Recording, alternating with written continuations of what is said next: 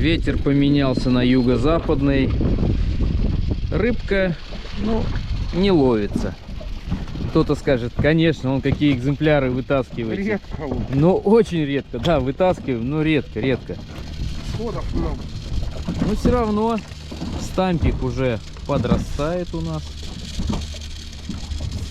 Рыбка в стампике увеличивается. Скоро уже и заполним. Нам бы таких 4 стампа надо. И это как-то более-менее сгладило бы сегодняшнюю рыбалку.